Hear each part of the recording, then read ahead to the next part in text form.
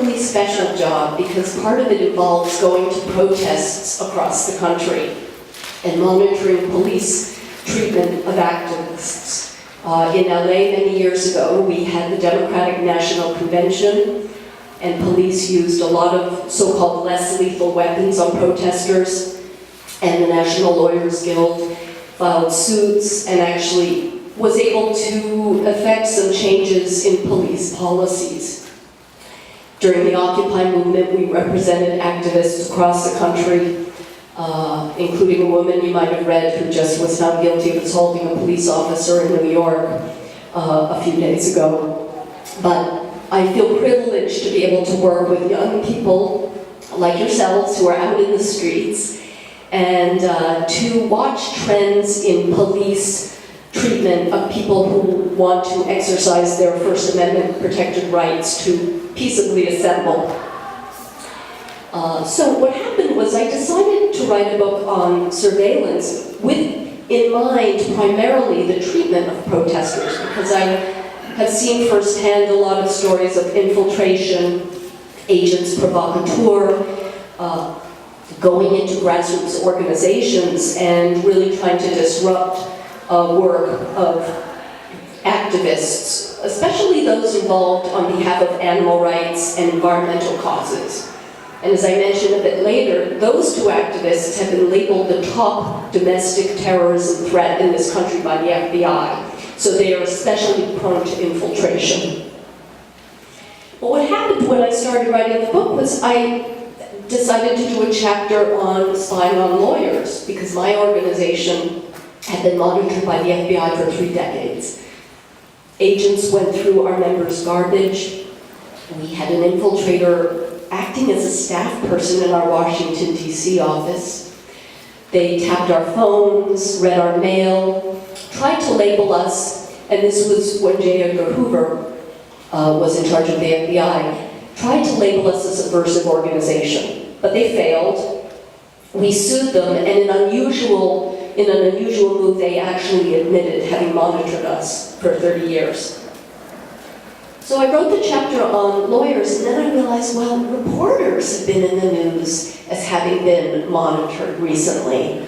A couple of high-profile cases, and that has a chilling, what we call a chilling effect on free speech.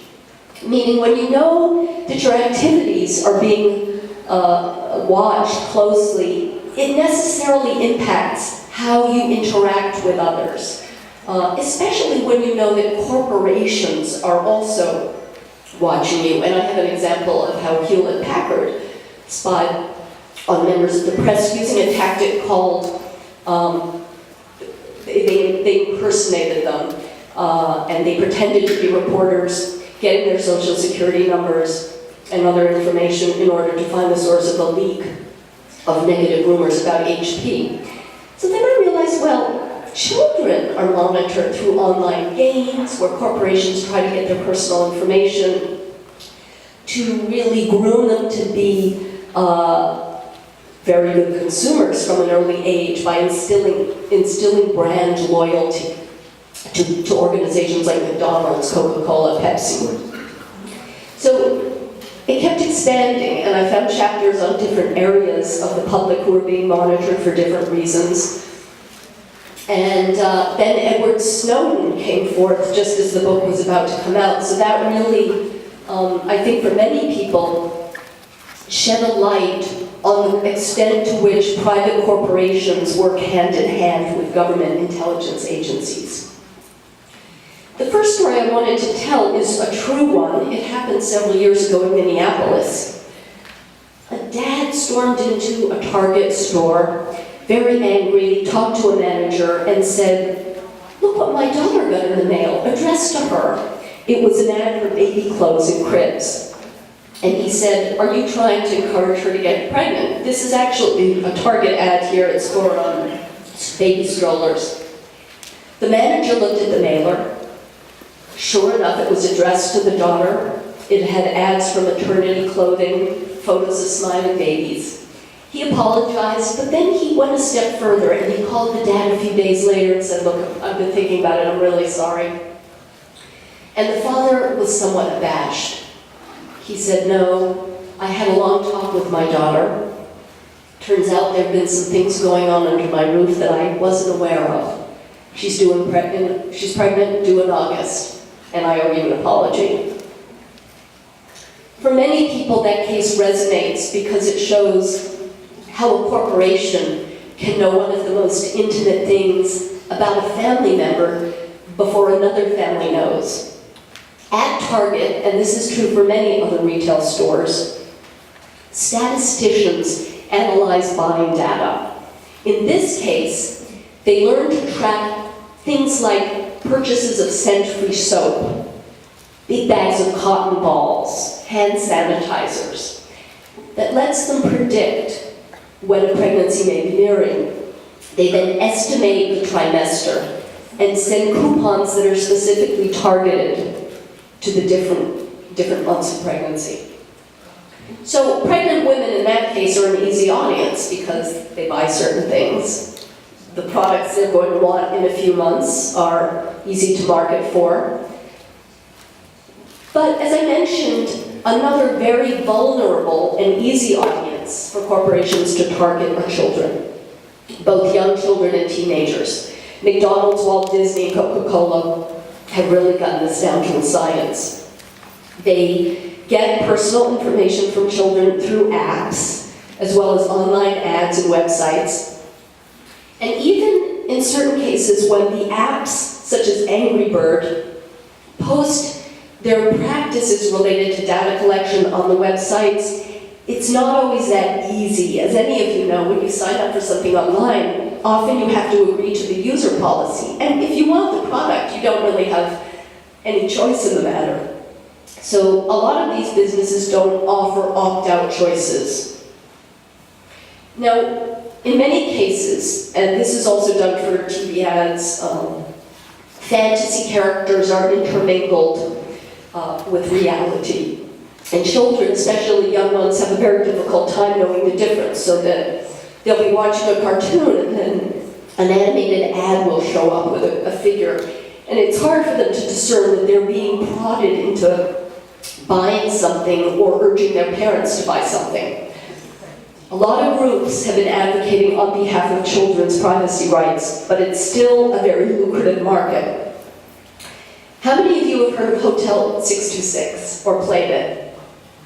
Well, I hadn't heard of it, but it sounds intriguing. It was a website that was launched a few years ago to market Doritos. Yet on the website, Doritos was never mentioned. And according to the marketer's stats, average viewers went to the site for over 30 minutes, and they sold over 5 million bags of Doritos without even mentioning the chip. What they did, and it was a highly successful marketing campaign, was they had a webcam that sneaks a picture of you and shows it to you later inside the lair of a madman. And it's supposed to be a very frightening website. They launched it at Halloween to, as they said, raise back from the dead 2 different flavors of Doritos. Your one salvation is a phone call on your own cell phone that gives you directions on how to get out of this intricate, dark maze. It's only open from 6 p.m. to 6 a.m. After that, Hotel 626 was so successful, they started Asylum 626. When you're on the Asylum 626 site, you can hold the marker image. There's an image on the back of chips. So while they don't mention that this is for Doritos, if you buy a bag, there's an image on the back that you can scan, hold it up to your website, your webcam, and it unlocks content. They say you don't need the marker, but it makes it more frightening and more immersive. Disney World has magic bands you may have heard of with RFID, that's radio frequency ID chips inside. They track every move within the park, every purchase you make. To get into your hotel room, you just wave the band. It keeps track of what you buy, it has your credit card number or access to it in there. That's a hotel room. So more and more we're seeing, in the interest of expediency, and there are things like biometric scans where to get into the cafeteria at schools, some schools are having you do a palm scan.